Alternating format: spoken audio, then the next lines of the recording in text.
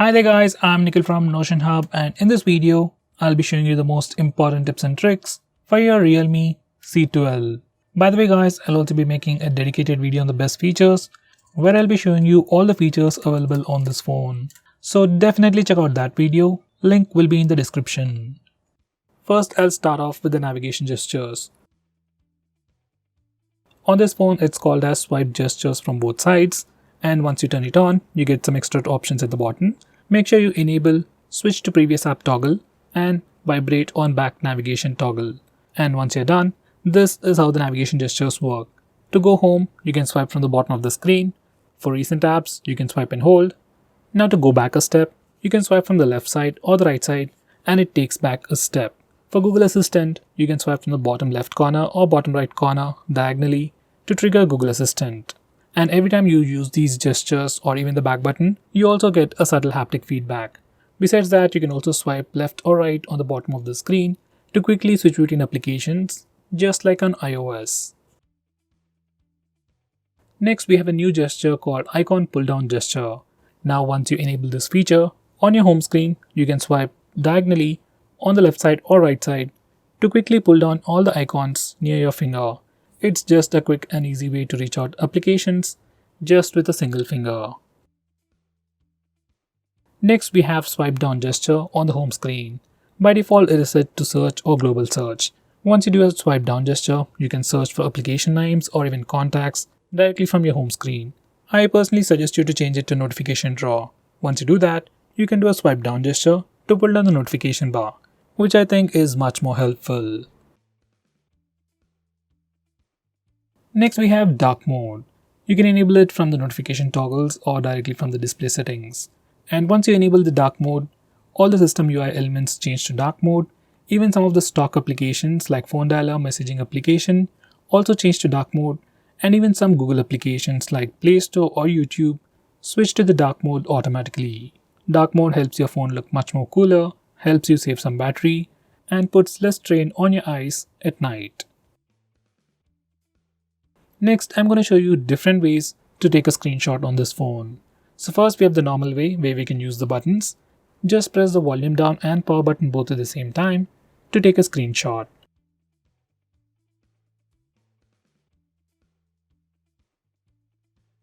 Next, we have 3-finger screenshot gesture.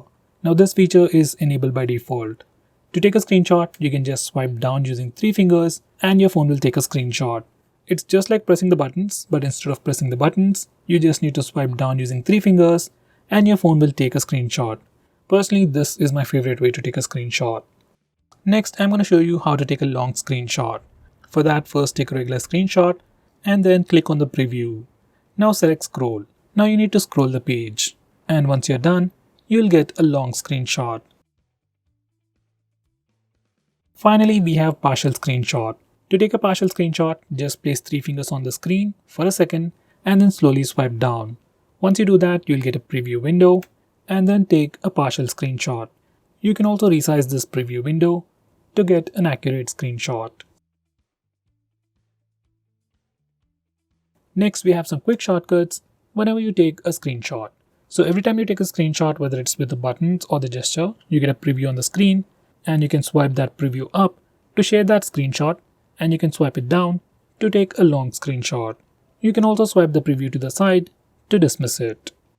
Next, I'm going to show you how to disable lock screen magazine, or you might even call it dynamic wallpaper on the lock screen. First, here's a quick preview of the lock screen, and every time you lock your phone or every time you come to the lock screen, we see a different wallpaper. Some people like it, some people don't, especially I personally don't like it.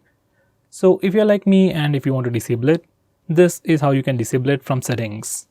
And now, here's the lock screen once again.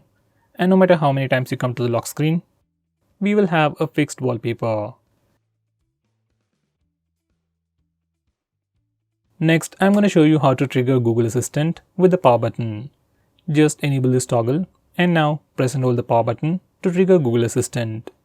If you press and hold the power button longer, we will see the power options. If you are using navigation gestures, this is pretty useful. Next, we have some important screen off gestures. We have things like double tap to wake. We can also draw a note to open the camera application. Next, we can draw a V to turn on the flash. We also have more like music controls and custom shortcuts, but most of the time I just draw V to turn on the flash, and to turn it off we can press the power button. Next, we have a pretty cool shortcut to start or open split screen mode. This feature is enabled by default. Just make sure this particular toggle is enabled, and if it is enabled, you can just swipe up using 3 fingers to open the current application in a split screen mode. Some of the applications will not support this feature. With that said, most of the applications, especially third-party applications, do support split screen mode. Next, I'm going to show you digital well-being. Now this is a feature from Google and you can find it in settings. This feature analyzes your phone's usage and gives you a complete report. It shows you how many times you've unlocked your phone, how many notifications you've got, how much time you're using your phone, and which apps you're using the most. So with all this information, you can know your usage, and you can also limit your usage using this feature, which is a pretty cool thing. So let's say if you don't want to watch videos on YouTube for more than 1 hour in a day, we can put up such restrictions using this feature. Next, we have wind down. This is another feature from Google, which will help you sleep faster at night. Using this feature, we can schedule our phone to turn on grayscale mode and do not disturb mode automatically at a specific time. This is something I would definitely recommend you to try.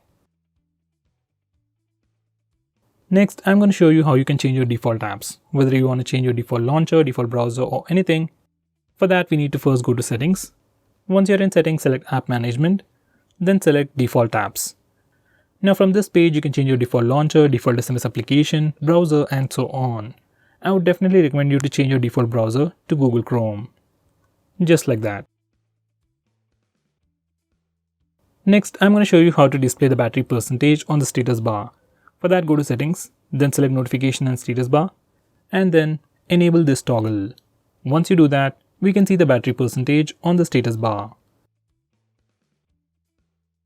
In the same way, if you want to see the network usage on the status bar, enable this toggle.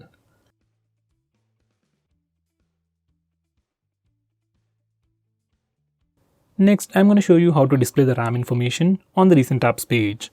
For that, go to settings, then select additional settings, and now enable this toggle. Once you do that, we can see the RAM or memory information in the recent apps page. Next, I'm going to show you how to record the screen on your phone. For that, first go to the toggles, and now we can start video recording just by using this toggle. Just click it and screen recording should start in 3 seconds. If your phone asks for any permissions, just grant them all. Next, I'm going to show you how to stop applications from automatically restarting in the background.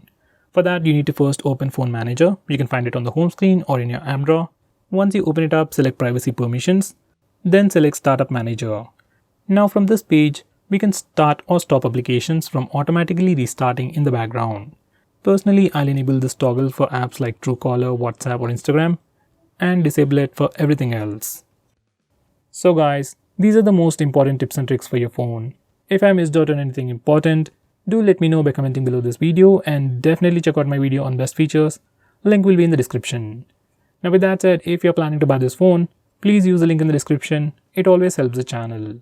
If you want us to make any specific video, tweet out to us with the hashtag AskGreedyTech on Twitter and we will try to make it as soon as possible.